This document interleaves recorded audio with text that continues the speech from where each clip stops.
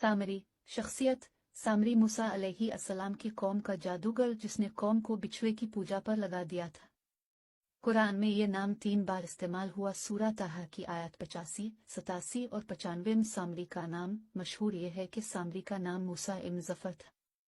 इब्न Jarir ने हजरत इब्न अब्बास से रवायत किया है कि मूसा सामरी पैदा हुआ तो फिरौन की तरफ से तमाम इसराइली लड़कों के कत्ल का हुक्म जारी था। उसकी वालिदा को खौफ हुआ कि फिरौनी सिपाही इसको कत्ल कर देंगे, तो बच्चा को अपने सामने कत्ल होता देखने की मुसीबत से ये बेहतर समझा कि इसको जंगल के एक गार में रखकर ऊपर से बंद कर दिया, कभी कभी इसकी खबरगिरी करती होगी। उधर अल्लाह ताला ने जिब्राइल अमीन को इसकी हिफाजत और ग़िज़ा देने पर मामूर कर दिया। वो अपनी एक उंगली पर शहद, एक पर मक्खन, एक पर दूध लाते और इस बच्चा को चिता देते थे, यहाँ तक कि ये गार ही में पुल कर बड़ा हो गया। और उसका अंजाम ये हुआ कि कुफ्र में मुब्तला हुआ और बनी इसराइल को मुब्तला किया, फिर कहर इलाही में गिरफ्तार हुआ।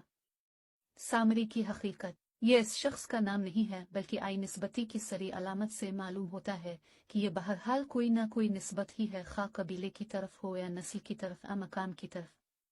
फिर कुरान जिस तरह सामरी कहकर इसका जिक्र कर रहा है, इससे ये भी अंदाजा होता है कि इस जमाने में सामरी कबीले या नस्ल मकाम के बहुत से लोग मौजूद थे, जिनमें से एक खास सामरी वो शख्स था जिसने बनी इसराइल में सुनहरी बिछड़े की प्रस्तिश फैलाई। मौलाना अबुल कलाम आज़ाद ने तर्जुमान अल कुरान में लिखते हैं, कियास कहता है कि यहाँ सामरी से मकसूद समीरी कौम का फर्द है, क्योंकि जिस कौम को हमने समीरी के नाम से पुकारना शुरू कर दिया है, अरबी में इसका नाम कदीम से सामरी आ रहा है और अब भी इराक में उनका बकाया इसी नाम से पुकारा जाता है।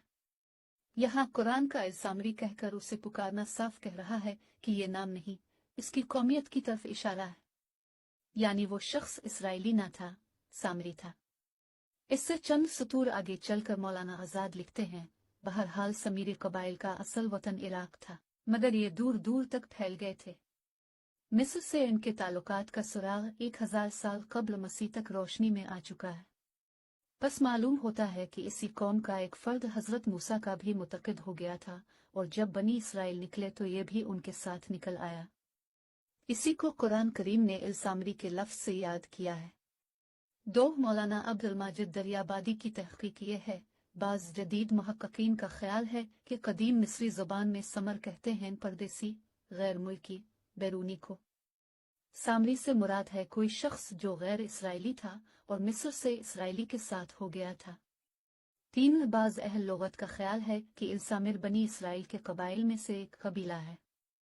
सामरी इसी कबीले का फर्द था। सामरी का फितना। सामरी ने लोगों को इस बात पर आमादा कर लिया कि तुम अपने जेवरात मेरे हवाले कर दो, मैं उन्हें भट्टी में गलाकर ईंटों सलाखों की शक्ल में ढाल दूंगा ताकि सफर की रवालवी में सोने और चांदी को संभालना आसान हो जाए। लेकिन जब इसने इस ढाली हुई चीज को भट्टी से बाहर निकाला तो वो एक बिछड़े का धड़ था, यानी एक ऐसा बिछड़ा जिसे सोने से ढाला गया था लेकिन इसमें जान नहीं थी।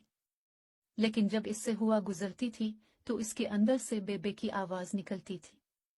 बनी इसराइल मिस्र में रहकर चूंकि गौशाला परस्ती के मर्ज में मुब्तला रह चुके थे, चुनांचे जैसे ही उनके सामने एक सुनहरी रंग का बोलता हुआ गौशाला आया और फिर सामरी ने निहायत होशियारी से उनको ये बावर कराया कि असल में यही तुम्हारा खुदा है जो तुम्हें मिस्र से निकाल लाया है। मूसा तो न जाने भूल कर कहाँ पहाड़ों की चोटियों पर उसे तलाश करते फिर रहे हैं। तो बनी इसराइल इसके सामने झक गए और उसके सामने कुर्बानगाह बनाकर कुर्बानियां भी पेश करने लगे। हजरत मूसा अलैहि अस्सलाम को तौर पर जब परवरदिगार ने उसकी खबर दी तो उन्हें निहायत दुख हुआ। उन्होंने महसूस किया कि मेरी साल की मेहनत लट गई। हजरत मूसा अलैहि अस्सलाम ने खुआ तौर पर जाने से पहले अपने भाई हजरत हारून अलैहि अस्सलाम को अपना जानशीन मुकर्रर कर दिया था।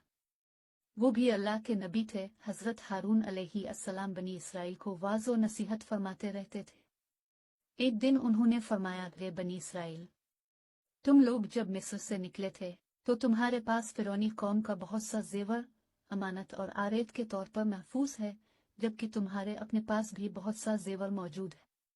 खूबतियों का सोना चांदी तुम लोगों पर हलाल नहीं है और न ही इसे वापस किया जा सकता है। चुनाचा मेरा मशवरा है कि इस हराम के माल से हम सबको जान छुड़वा लेनी चाहिए। फिर उन्होंने एक गहरा गड़ा खोदा और सबके जेवरात इस गले में दफन करवा दिए। सामरी ने बिछड़ा तैयार कर लिया। सामरी जादूगर ये सब कुछ देख रहा था। चुनाचा जब रात के आखिरी पहर कौम गहरी नींद सो गई तो वो खामोशी से इस जगह पहुंचा और तमाम ज़ेवरात इकट्ठा करके अपनी खोली में ले आया और उसे पिघला कर गाय का एक बिछड़ा बनाने में मसरूफ हो गया। सामरी ने हजरत जिब्राइल अलैहिस्सलाम के घोड़े के समों के नीचे की मिट्टी भी इसमें शामिल कर दी। ये मिट्टी इसने चुपके से इस वक्त ली थी जब हजरत जिब्राइल अलैहिस्सलाम बनी इसराइल को दरिया पार करवा रहे थे। बिछड़ा जब तैयार हो गया तो उसकी खासियत ये थी कि जब इसमें हुआ दाखिल करते तो ये बैल की आवाज़ निकालता। इस मस्नूई आवाज़ से सामरी ने बनी इसराइल को गुमराह किया और बनी इसराइल की एक बड़ी तादाद सामरी के मुकरो फेब का शिकार हो गई। अल्लाह ताला ने कुरान पाक में फरमाया, फिर इस सामरी ने इसके लिए एक बिछड़ा बना दिया, यानी बिछड़े का बात, जिसकी गाय की तरह आवाज़ भी थी। फिर कहने लगा कि यही तुम्हारा माबूद है और मूसा का भी, लेकिन मूसा हमजा भूल गया है। सूरह 88। सामरी के कहने पर इसराइली बिछड़े को सजदा करने लगे।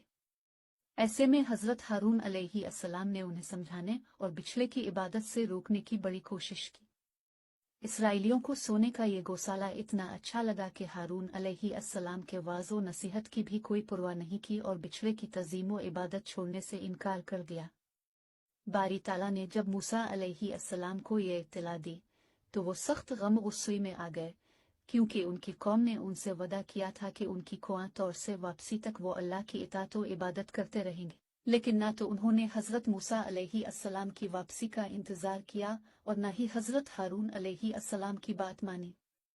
इसके बरक्स वो सामरी जादूगर की हिदायत पर बिछड़े की पूजा करते रहे, यहाँ तक कि अल्लाह तबारक व तआला ने हजरत मूसा अलैहिस्सलाम को उनकी कौम को बदहदी और गौशाला परस्ती से आगाह